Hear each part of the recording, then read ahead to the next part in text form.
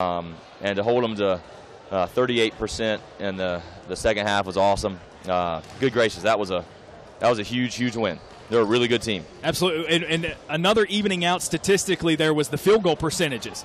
You guys shooting about 38% when you went in for the break. Finished the game at 46.8%, at a higher mark by 4 points than Maryville. Did you feel like your guys were a lot more selective with the shots, or were they just hitting in the second half? I thought when we had our backs up against the wall, I think we got a little bit better shots. And guys, I think that's what it took for us to.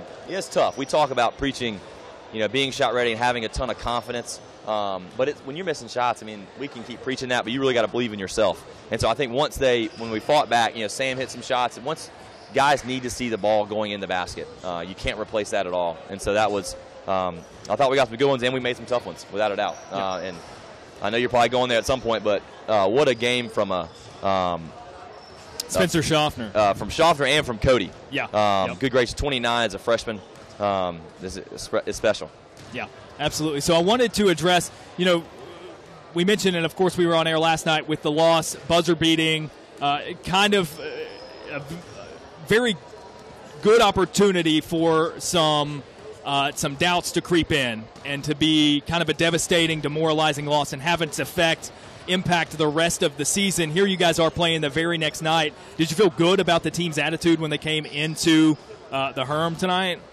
Well, can't go into too many details about pregame. We had some guys not be in the locker room on time when they should have been. So I was not. I didn't know what I was going to get, to be honest. It was, at shoot-around, I think they were a little bit down, which we understand. We were trying to build them up as much as we could just because it's a hard loss to turn around and be back in the building in 12 hours. And so I didn't really know. And I thought that the first 15 minutes or so we defended. We didn't make any shots, but they definitely exceeded expectations throughout the game. So with this team that you have in your Pacers squad, I think it's an interesting case in that you guys – over the course of the season, have had 7 different guys lead a game in scoring for the team. Mm-hmm. Most of the time when a team comes here to Raleigh to play you guys, there's one guy or maybe 2 guys that are the go-to guys for those teams.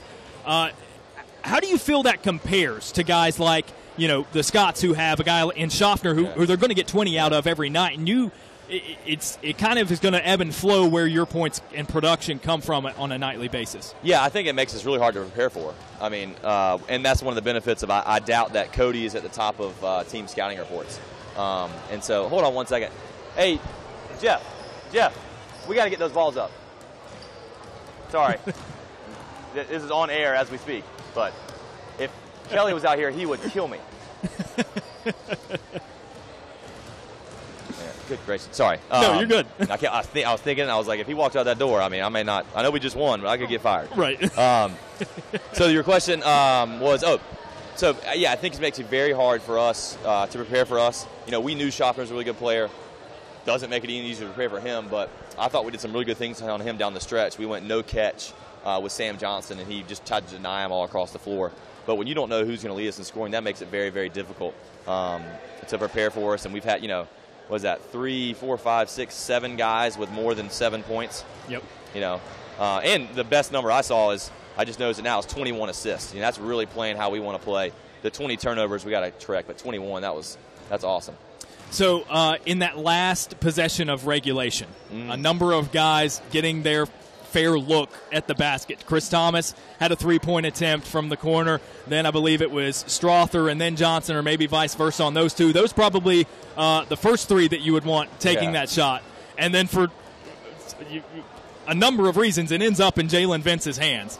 And I said on air as it happened, maybe a lot of adrenaline there as he banked it in. I don't know that he intentionally banked it in, but I would guess that he didn't. Yeah, if you've ever met Jalen, he will tell you he banked it in intentionally. But, yeah, I mean, it was an awesome play to send it to overtime because we really talk about it because nobody boxes out in the last shot. And everybody watches it because you want to see if it goes in. And so I thought we kept crashing. We got 3 looks at it. I mean, that's tremendous. That's just what a great job for us to keep fighting. And the fact that Jalen was able to knock it down, he's but in his last 3 games, had his best 3 games of the year, and so it's good to get him back to full speed. Obviously, that dunk last night was nice, but he's had 2 pretty big highlight plays in the last 48 hours, and we've had 2. Their game winner. We have a play of the month in the conference. I mean, one of those 3 should be play of the month, I would imagine. Probably the game winner for them last night. That was pretty nice. But, yeah, I was glad to see us to send overtime on something like that. But Jalen is we tell him to shoot more and more. We don't tell him to bank it in, but I'm glad he did. Is he kind of do you view him as sort of the pacemaker of this team? He hits a big shot like that and then comes immediately in overtime, gets the layup, and the crowd just goes nuts. Yeah. And obviously they cheer for the other players, but not quite like they do for Jalen. Yeah, and he's such a great kid. He has an awesome personality, and so he's got a lot of fans out there in the crowd, which is awesome for us. But, yeah, it really does get him going. He does things with his passing ability, his scoring ability. Teams try to play off of him because they don't want him to drive. He can still drive. He just slithers his way down there somehow. But, yeah, he really we've noticed more and more. I think he's the kind of the heartbeat and what when he's going, we're going, and it looks pretty good. So tell me how this next week is going to look. A tough, grueling couple of nights here, with one coming down to the wire and one in overtime. You guys are right back at it next weekend. Yeah. How's that going to look?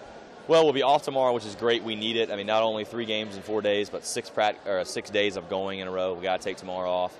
Hopefully, I think the coaches need it more than anybody else, and they need it, I know. And so we'll get back on Monday. Monday we're off from school. We'll get to practice early in the morning, which will be great. And then we'll have probably a couple days of practice, maybe take a day off in between, and then got to start preparing for North Carolina Wesleyan on Saturday. They're a great team. They were up on Covenant. I'm not sure if they ended up winning that game, but they lost to this crowd last night by 6. And then, have them really within 2 games in an 8-day span with them. So those are, every game in this league is really difficult. So we got to be ready to go. So we got some things to, even tonight I didn't think we played up to our potential. We did at times. We never gave up, which is how you have to win some games. But if we can keep figuring it out, we could be pretty good down at the end of the season. Perfect. All right, well, an impressive overtime win, second USA South win of the season. Coach, thanks for sitting down with us. Thanks, Aaron. Final score in overtime, 84-78. Pacers victorious. They didn't have a lead in this one until the extra period of play.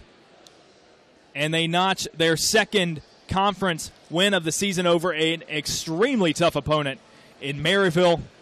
The Scots fall to 11-4 on the season, whereas the Pacers jumped to 7-9 on the season. They're now 4-4 here at the Herm, so a .500 record at home.